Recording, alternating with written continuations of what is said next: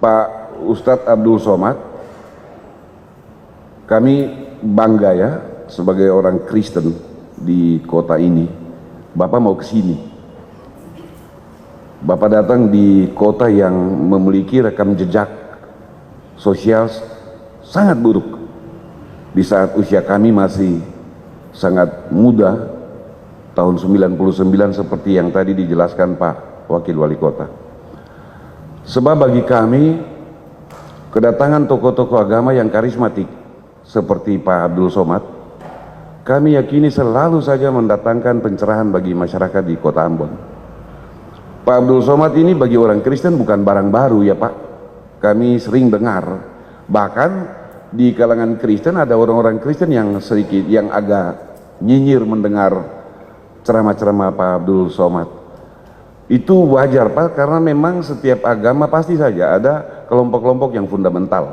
Ada kelompok-kelompok yang betul-betul memagari agamanya sedemikian rupa sehingga tidak boleh diganggu. Waktu kami diundang hadir oleh Pak Wakil Wali Kota untuk membicarakan kedatangan Pak Abdul Somad, bagi kami itu sesuatu yang menguntungkan, sehingga kami berharap pelaksana Pak Rifki, kalau Pak Abdul Somad bikin ceramah atau dakwah, tolong disiarkan juga streaming, karena pasti orang-orang Kristen di Ambon ingin dengar. Ada kebaikan-kebaikan yang selalu muncul dalam ceramah-ceramah Pak Abdul Somad, dan kebaikan-kebaikan itu selalu bersifat universal, melintasi batas-batas kehidupan yang dipagari karena agama. Kebaikan itu pada dirinya sendiri tidak bisa dibendung oleh agama. Bahkan agama yang seringkali mengeluarkan kebaikan-kebaikan berdasarkan ajarannya itu. Oleh Ustadz Abdul Somad. Kepada Bapak Ustadz Abdul Somad, disilakan.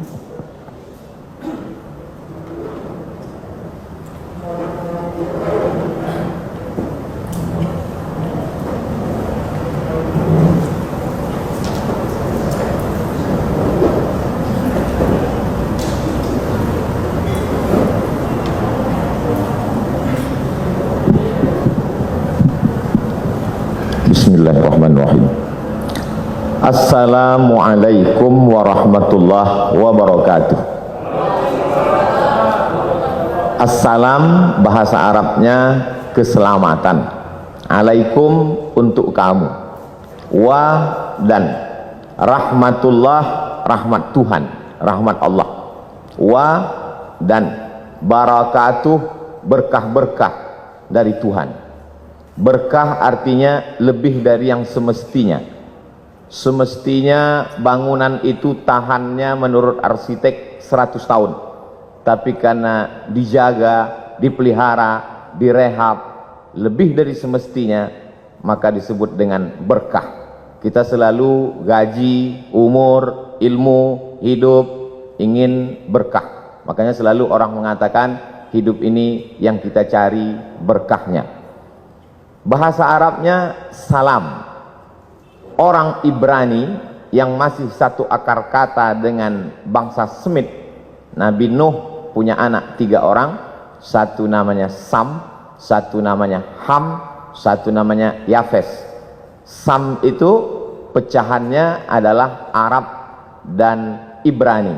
Orang Arab menyebut salam, assalamualaikum, orang Ibrani menyebut shalom. Lalu kemudian ketika sampai ke tempat kita menjadi selamat, makanya disebut selamat siang, karena kebetulan acaranya dibuat siang. Salam sejahtera, tambahan, kombinasi, modifikasi dari bahasa Arab dan bahasa Indonesia. Ada salamnya, ada sejahtera. Istilah-istilah yang lain tidak saya sebutkan karena takut silap dan salah, karena acara ini direkam, di-streamingkan. Takutnya kerukunannya tidak tercapai, malah silapnya yang viral. 3 jam perjalanan. Tadi malam kami bertolak jam 2 dari Jakarta. Kemudian saya lihat matahari sudah mulai terbit, kami pun sampai ke Pattimura Airport. Selama ini pahlawan nasional itu hanya kami lihat di uang 1.000 saja. Tapi hari ini sudah sampai. Sebagai bukti kami ambillah foto berlatar belakang background Pattimura Airport. Lalu kemudian disambut oleh Habib. Habib diambil dari kata hub. Hub artinya cinta. Habib orang yang kami cinta. Karena kakeknya Muhammad SAW kami sangat cinta. Maka cucu-cucunya yang mengalir darah itu pada mereka, kami juga cinta kepada mereka. Kami sebut mereka dengan Habib. Kalau perempuan Habibah. Tapi jarang itu kami panggil karena nanti banyak orang yang marah, terutama suaminya. Lalu kemudian saya pun melihat di perjalanan ada tulisan besar sekali, "Welcome to the city of music." Barulah saya paham kenapa orang-orang Ambon ini banyak jadi penyanyi di Jakarta. Karena mereka berasal dari kota musik. Bahkan tadi begitu sampai ke atas ini pun kami disambut dengan musik. Lalu ada tulisan besar juga saya baca, Ambon Manise. Alhamdulillah makanannya sudah saya cicipi, manis. Wajah orangnya agak terhalang karena masker ini. Tapi insya Allah dari wajah beberapa tokoh kita menilai ada keramahan, ada kesenangan untuk menyambut tamu sebagaimana yang disampaikan oleh Pak Pendeta Ricardo, kemudian Bapak Pastor mewakili uskup, lalu kemudian tokoh-tokoh lintas agama. Sampai akhirnya saya pun sampai ke majelis ini bertemu dengan Bapak Wakil Wali Kota yang kabarnya sudah mendapat beberapa telepon ada kemarahan kenapa Ustadz Abdul Somad tidak dibuat ceramah tablik akbar di Tanah Lapang. Saya melalui forum mimbar ini menyampaikan dimanapun saya tausiah hari ini tidak bisa dibuat di Tanah Lapang karena memang suasana kita sedang COVID. Tidak bisa kita mengumpulkan orang ramai. Di hotel pun paling banyak hanya 150 sampai 300 orang. Kalaulah tadi direkam itu kamera dari awal sampai akhir, bagaimana panitia ini betul-betul menjaga prokes kita. Saya di beberapa banyak tempat selama setahun dari Maret 2020 sampai 2021 ini, rasanya yang paling tertib melaksanakan prokes ini di Ambon inilah. Itu Ustadz ngomong begitu karena di Ambon atau bagaimana? Memang saya bisa tanya kepada tim. Karena di Ambon inilah sampai yang mikrofonnya pun ganti masker dah berapa kali. Saya yakin itu virus COVID tidak sampai ke atas ini. Mereka di bawah melihat, tak usahlah kita naik, cepat kita mati kata dia. Alhamdulillah bertemu dengan Pak Wakil Wali Kota. Bapak Wali Kota tidak bisa hadir karena sedang ada kegiatan di Jakarta. Ini perlu saya sampaikan supaya jangan ada fitnah di antara kita. Lalu kemudian bertemu pula dengan Bapak Kapolresta Ambon. Saya pikir sudah 3 jam perjalanan naik pesawat itu akan bertemu orang jauh. Ternyata orang sekampung juga dari Sumatera Utara. Lalu kemudian sangat membahagiakan berjumpa dengan para alim ulama, Ketua Majelis Ulama Indonesia, Ketua Majelis Ulama Indonesia Provinsi Maluku dan Kota Ambon. Tokoh-tokoh, orang-orang tua yang tak dapat saya sebutkan satu persatu, insya Allah semuanya selalu mendapat keberkahan hidup. Saya ingin supaya kawan-kawan sahabat-sahabat yang dari portal berita maupun koran media cetak, tolong ditulis berita ini betul-betul bahwa Abdul Somad beramah tamah dengan tokoh lintas agama. Jangan besok keluar lomba ceramah lintas agama. Ada sebuah kampung di Pulau Sumatera, tepatnya di Provinsi Sumatera Utara. Kampung itu bernama Silau Laut, bisa ditulis di Google, Silau Laut. Dia disebut laut karena memang di tepi laut, cuman tidaklah seindah Laut Ambon. Lalu kemudian kampung itu dibuka pada tahun 1901, jadi umurnya 120 tahun. Yang membuka kampung itu kebetulan kakek dari ibu saya, namanya Syekh Abdurrahman. Ketika dia pulang dari Makkah belajar, dia dipanggil oleh Sultan Asahan, namanya Tengku Muhammad Adil, wahai tokoh agama Syekh Abdurrahman, aku beri engkau tanah di tepi laut itu, ambillah untuk bercocok tanam. Akhirnya kampung itu sekarang menjadi 3 kecamatan. Salahnya kakek kami itu dulu tidak mengurus tanah itu ke BPN. Kalau diurus saya udah kaya sekali sekarang. Lalu kemudian berdatanganlah para pendatang dari suku Jawa, kemudian Mandailing, dan sebagiannya saudara-saudara kita dari Batak Toba, yang umumnya mereka Kristen. Akhirnya sekarang kalau mau ke kampung itu melewati satu kampung yang dihuni oleh Kristen, nama kampungnya Barisan. Kami bertetangga cukup lama, sejak saya lahir 1977. Jarang saya menyebutkan tahun kelahiran saya karena banyak yang tak percaya, disangka mereka saya masih 23 tahun. Sejak kelahiran saya sampai sekarang 43 tahun tidak pernah ada konflik. Yang Muslim, Melayu, Jawa, Banjar, ada kampung Banjar, dan kemudian yang Kristen mayoritasnya dari suku Batak Toba. Kami bertetangga, bersahabat, berkawan. Masih ingat, terbayang di benak saya Pak Manurung, orang Batak Kristen yang datang ke kampung kami mengambil nira. Kami meminum nira, mereka merubah nira itu menjadi tuak, minum khas mereka. Lalu kemudian kalau orang kami memanen padi, padi itu dibawa ke kilang padi. Kilang padi itu biasanya ada di tempat suku Batak Kristen. Begitulah interaksi sosial kami. Karena memang diajarkan, wala ana abidum ma'abattum, aku tak menyembah Tuhan yang kau sembah, wala antum abiduna ma'abud, kamu pun tidak menyembah yang kami sembah, lakum dinukum waliyadin. Agamamu untukmu, agamaku untukku. Adapun untuk kemanusiaan sosial, maka kita hidup bertetangga bersama. Saya hanya sampai kelas 2 SD saja di kampung itu. Setelah itu saya pun pindah ke ibu kota kabupaten. Di sana saya masuk SD. Di SD itu ada 2 orang yang berbeda wajahnya dengan kami, kulitnya putih. Dulu kami menyebutnya Cina, sekarang tak boleh sebut Cina, Tionghoa. Satu laki-laki, satu perempuan, agamanya Buddha dan Konghucu. Kami berteman, bersahabat, satu kelompok. Waktu itu kita di kelas tidak berbaris, tapi berkelompok. Nama belajar masa itu CBSA, cara belajar siswa aktif. Yang tahu berarti sudah tua. Kami datang berkelompok, kadang-kadang dia ke rumah kami, kadang-kadang kami ke rumah dia.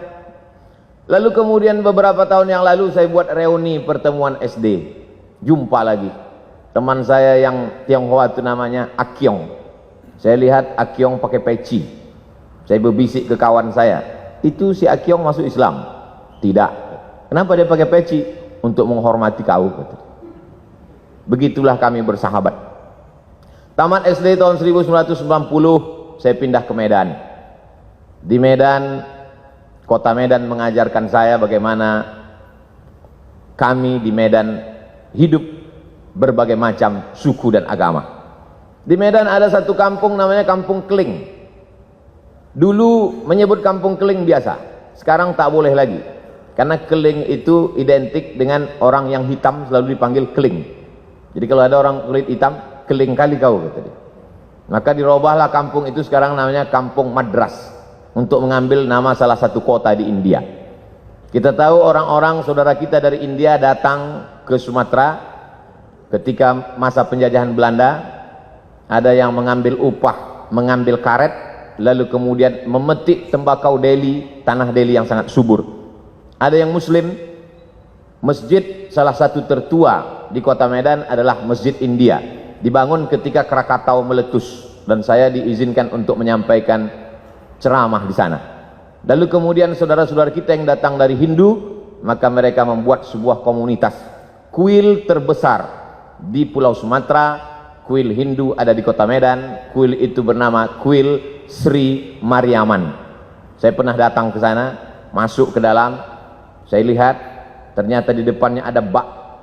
Di dalam bak itu ada air. Semua tamu yang mau datang cuci tangan, cuci kaki. Lalu saya pikir, oh ternyata berwuduk juga mereka.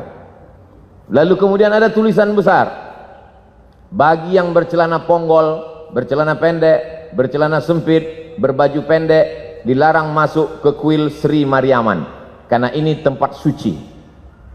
Lalu saya foto baliho itu, saya share di Facebook dan Instagram, lalu saya komen di bawah, pernahkah kita membuat tulisan seperti ini di masjid-masjid kita, supaya orang tidak lari pagi, tidak menghormati tempat suci. Ada kebaikan-kebaikan yang disebarkan. Lalu kemudian ada seorang Tionghoa ingin membangun masjid, tanahnya tanah punya orang muslim. Kita tahu masa itu Medan dipimpin oleh seorang sultan, sultan kerajaan Melayu Delhi. Tanahnya milik sultan, tapi ini orang mau bangun masjid, akhirnya dibangunlah masjid. Maka kalau di beberapa tempat nama masjid itu Masjid At-Taqwa, ada masjid itu namanya Masjid Al-Ikhlas, tapi masjid ini namanya unik, namanya Masjid Chong Api. Chong Api adalah nama orang Tionghoa yang membangun masjid itu dan berdiri sampai hari ini. Kalau kita pergi ke daerah Pecinan, maka kita akan melihat rumah Chong Api, dan kita bisa berkunjung ke Masjid Chong Api yang merupakan salah satu objek wisata religi. Lebih kurang 5 tahun saya tinggal di Medan. Setelah itu saya pun melanjutkan pendidikan saya ke Mesir pada tahun 1998. Di Mesir saya menyewa rumah. Saya tidak tinggal di asrama. Kami tinggal di model rumah flat. Di atas rumah, di bawah rumah. Rumah di bawah ada 3 kamar. Saya tinggal di rumah bawah. Di atas rumah Sohibul Bait yang punya rumah. Setiap bulan sayalah yang naik ke atas membayar sewa rumah. Nama tuan rumah kami itu Baba Yosef Hanna. Agamanya Kristen Ortodok Koptik. Lebih kurang 3 tahun saya tinggal di rumah itu. Kenapa Ustadz bertahan di rumah itu? Karena itulah rumah yang paling murah. Suatu ketika Baba Yosef Hanna mengeluh kepada saya. Ya Beni, dia pakai bahasa Arab juga. Ya Beni, anakku, saya mesti naikkan sewa rumah ini. Kenapa Baba Yosef? Karena aku kena musab bi saratan, cancer, kena kanker. Aku kena kanker, jadi aku mesti operasi. Salah satu income pemasukanku sewa rumah. Jadi sewa rumah ini mesti ku naikkan. Lalu saya menjawab ke Baba Yosef, kalau Baba Yosef kena kanker, kami lebih parah lagi dari kanker. Kami kena krisis moneter, kanker juga, kantung kering. Jadi kalau Baba mau naikkan sewa rumah ini, kami akan pindah dari rumah ini. Saya lihat dia lama termenung, dia terdiam. Setelah itu dia mengatakan, tak jadi ku naikkan sewa rumah ini, tetaplah bertahan kalian di sini. Sampai akhirnya saya pulang tahun 2002, bulan November, adik-adik kelas saya tetap melanjutkan rumah itu. Sampai saya datang 2017, rumah itu masih tetap ada tegak berdiri, tapi adik-adik kelas saya sudah pindah semuanya, karena memang lokasi itu sudah direnovasi, sudah tidak layak lagi, rumah itu sudah menjadi rumah tua. Tapi kenangan itu tetaplah menjadi kenangan abadi dalam hati dan pikiran saya. Lalu kemudian pada tahun 2008 setelah belajar di Maroko, saya pun pulang. Saya menjadi ustadz, saya menjadi tokoh agama Islam. Tetangga-tetangga, sahabat-sahabat SD saya tetap menganggap saya sebagai Abdul Somad yang dulu. Sampai akhirnya datang suatu undangan ceramah. Saya simpan dalam screenshot. Sampai hari ini saya simpan. WA dari Pak Dedi di lapangan Kostrad. Dia tentara di Jakarta. Ustadz Abdul Somad, saya mau mengundang Anda ceramah di lapangan Kostrad. Waktu itu belum COVID lagi. Saya tanya, Pak Dedi dapat nomor saya dari mana? Dapat dari tetanggamu yang Kristen Protestan. Dia termasuk jemaat HKBP, Huria Kristen Batak Protestan, marganya Panjaitan. Masih kenal? Oh kenal, dia tetangga dekat rumah saya dulu waktu sekolah. Dari nomor dialah aku dapat jadwal ceramah ini. Biasanya kalau ada orang mengundang saya dari satu kota, saya beri ke koordinator kota itu. Kalau dia Jakarta, saya beri ke koordinator UAS, Ustadz Abdul Somad DKI Jakarta, Jabodetabek. Kalau dia datang dari Sumatera Utara, saya kasih ke koordinator. Tapi ini langsung ke saya. Saya bilang, insya Allah saya akan datang. Lalu kata Pak Dedi, katanya mengundang Ustadz Somad susah, payah, menunggu sekian lama. Kenapa bisa langsung dapat? Kalau kalian mau cepat dapat, undanglah melalui tetanggaku yang Kristen itu. Sebulan yang lalu, tetangga saya, lain orang, dia kirim foto rumah mengaji, dindingnya belum disemen, atapnya tidak pakai dek, anak-anak belajar Quran di lantai. Adinda Abdul Somad, itu tempat mengaji itu adalah rumah si Joni, tepatnya di depan rumah si Hot Maharahap. Aku mohon kau dukunglah tempat mengaji ini. Padahal dia Kristen. Dia ingin supaya tempat mengaji itu saya support. Akhirnya saya hubungilah tim Yayasan Tabung, Yayasan Wakaf Hajah Rohana. Setelah mak saya meninggal, saya buat program kemanusiaan untuk memberi makan fakir miskin, namanya Yayasan Wakaf Hajah Rohana. Saya minta supaya tim mensurvei tempat itu. Akhirnya tempat itu disurvei, berapa lantai yang perlu diperbaiki, berapa harga semen untuk menutup dinding, berapa tikar plastik dan meja, berapa lampu yang mesti diganti dan lain sebagainya. Akhirnya guru-guru mengaji mengucapkan terima kasih. Terima kasih Ustadz. Dari mana Ustadz dapat info dari kami? Dari tetanggaku yang dulu masa kecil sahabatku. Rupanya dia tak sampai hati kali melihat kalian mengaji di lantai. Akhirnya dia WA saya dan hari ini tetap terjalin. Saya bukan ingin membanding-bandingkan kampung saya dengan Ambon. Tentu tidak bisa mengimbangi yang 100 tahun menurut pakar internasional memperbaiki psikologis orang Ambon perlu 100 tahun, tapi di Ambon cukup hanya 10 tahun sudah selesai. Ini keberkahan. Jadi kedatangan saya kemari adalah untuk mengunjungi saudara-saudara saya sebangsa dan setanah air. Adapun ceramah saya di masjid, di kantor, semuanya direkam melalui kamera, dan kalau signal di hotel, di masjid itu kuat, memang biasanya di streamingkan. Pak Ricardo, Pak Pendeta Ricardo, Bapak Perwakilan Uskup, dari tokoh lintas agama Hindu, Parisada Hindu Dharma Indonesia, maka semua ceramah saya itu di streamingkan. Begitu juga dengan yang nanti malam insya Allah. Sampaikan kepada jemaat, sampaikan kepada umat bahwa ceramah Abdul Somad streaming bisa ditonton melalui channel Ustadz Abdul Somad Official. Jangan lupa subscribe, like, and share. Sekarang subscribernya 1.700.000. Viewernya sampai hari ini 91 juta orang sudah menonton video-video itu. Dan dari 91 juta itu saya yakin dan percaya ada jemaat Pak Pendeta, ada jemaat Uskup, ada jemaat Hindu Dharma, Parisada Hindu Dharma, ada jemaat saudara-saudara saya dari kalangan Buddha. Dari mana Ustaz tahu? Saya tahu itu karena setiap kali saya pergi ke mall, saya pergi ke rumah makan, dan ketika makan masker saya buka, mereka tahu itu saya, maka makan saya terganggu karena mereka minta foto.